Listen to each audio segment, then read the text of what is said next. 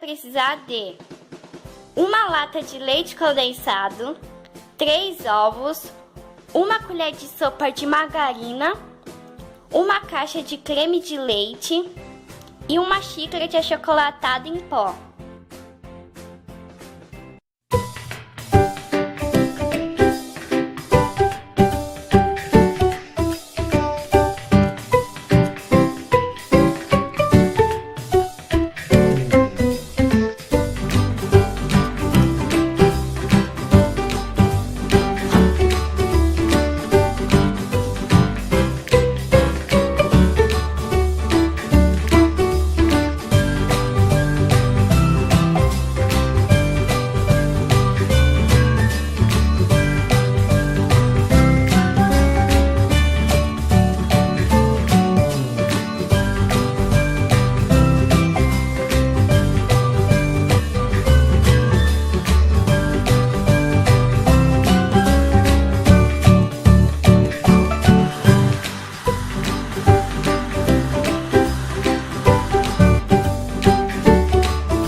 Precisar de uma tigela que vá ao micro-ondas e vai untar com margarina.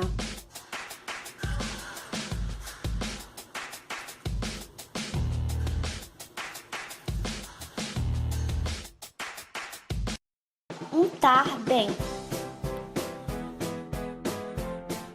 Vai despejar o chocolate.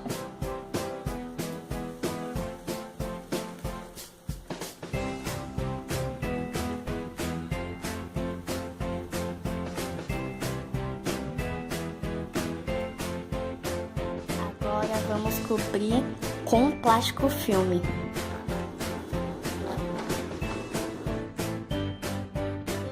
No micro-ondas em cerca de 8 minutos.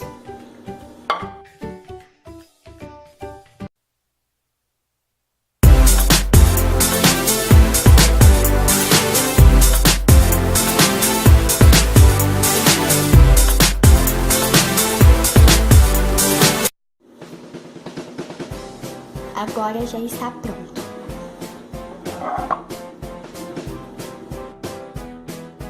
Agora você vai abrir o plástico filme com cuidado. Se possível, peça para um adulto fazer isso.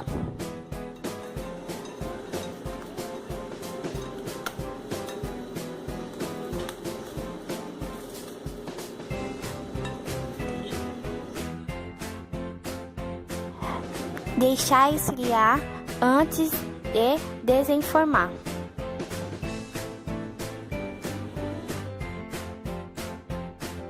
Agora é só colocar o granulado em cima.